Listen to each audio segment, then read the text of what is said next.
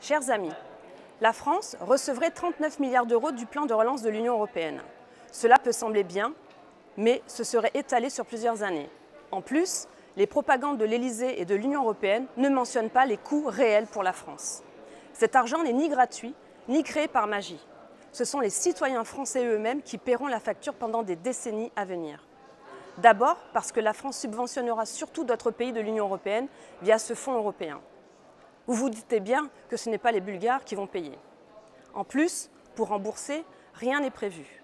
On nous dit que l'Union européenne va maintenant créer ses propres taxes. Et c'est le vrai but de ce plan. À Bruxelles, ils préfèrent les appeler ressources. Ainsi, les taxes de l'Union européenne sur le plastique toucheront particulièrement la France, entraînant des coûts supplémentaires de 1,4 milliard d'euros par an.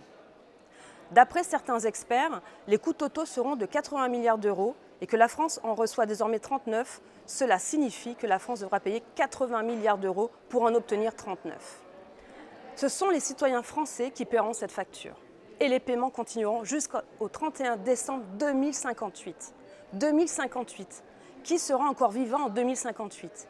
Madame von der Leyen ne sera peut-être même plus là. Ironiquement, le nom Next Generation Union européenne est donc bien choisi, car ce sera la prochaine génération, nos enfants, qui devra payer cette facture de l'Union européenne.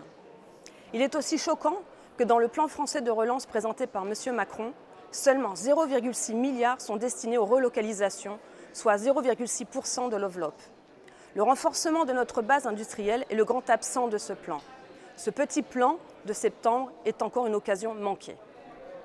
La situation actuelle exige une approche radicalement différente. Tout effort de la relance de la société et de l'économie française doit mettre au premier plan le localisme et la proximité. Il est donc nécessaire de concentrer fortement nos efforts pour encourager les entreprises à relocaliser en France et pour aider les petites entreprises locales. Et surtout, cela signifie qu'il faut investir dans le label Made in France pour augmenter la production et l'emploi en France.